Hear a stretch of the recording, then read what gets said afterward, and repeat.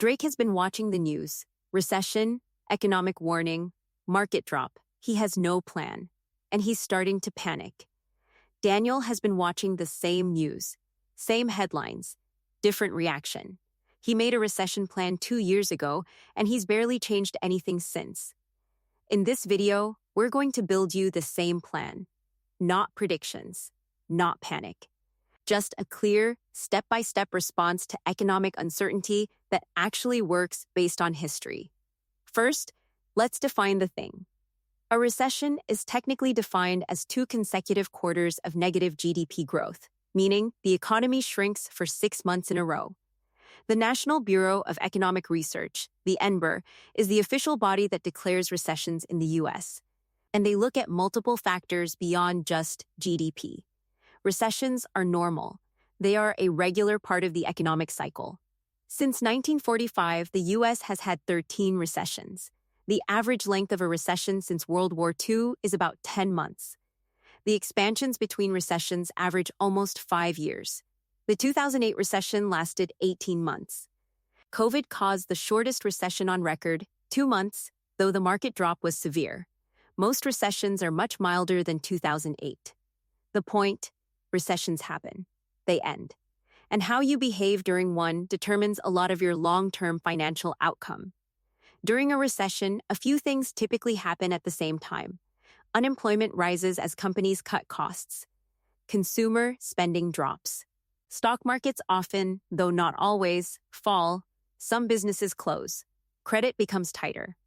For Drake, a recession means his investment portfolio is red. His company just announced layoffs, and he hasn't saved anything. He has no emergency fund. He's about to make all the wrong moves. I'm selling everything before this gets worse. And I'm putting it all in cash. This is the single most common and most damaging response to a recession. Let's talk about why and what to do instead. Here's the recession plan, in order of priority. Step 1. Build or protect your emergency fund. Before you do anything with your investments, make sure you have 3 to 6 months of living expenses in cash in a high-yield savings account not invested in the market. This is the foundation. If you lose your job, you don't need to sell investments. You live on the emergency fund while you recover. 6 months of expenses.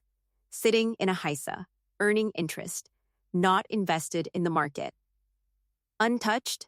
Step 2. Don't stop investing.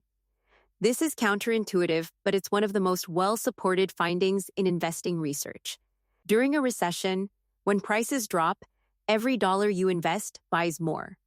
Dollar cost averaging, putting in the same fixed amount every month, means your average purchase price over the cycle ends up lower than if you tried to time it. The S&P 500 has never failed to recover from any recession in history. The investors who came out ahead were the ones who kept buying when things looked bad.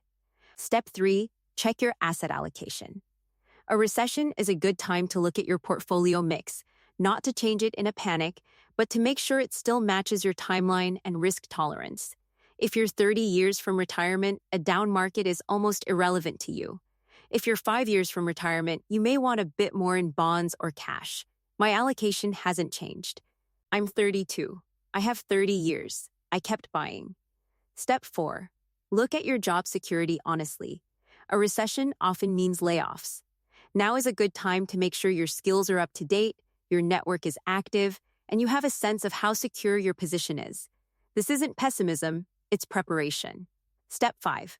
Reduce high-interest debt now if you can. In a recession, credit can tighten and interest rates can shift. High-interest credit card debt is a liability at any time, but particularly risky heading into an economic downturn. Drake sold his entire investment portfolio at the bottom of the market. He moved everything into cash.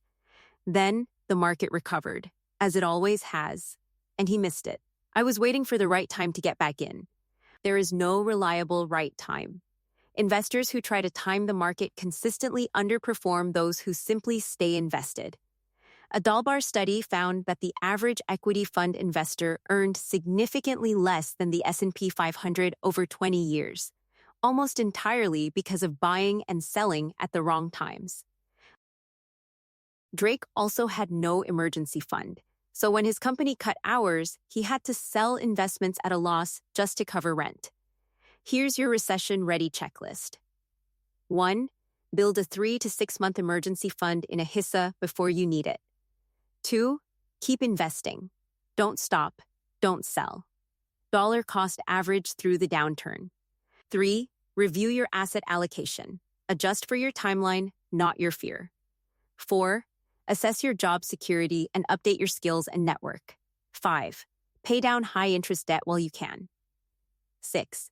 Do not try to time the market. The cost of being wrong is higher than the cost of staying in. This video is for educational purposes only and is not personalized financial advice. If this helped you, subscribe. We post a new personal finance video every single day. Next, watch our video on high-yield savings accounts. Because if your emergency fund is sitting in a regular bank account, it's silently losing value, and it pairs perfectly with what you just learned.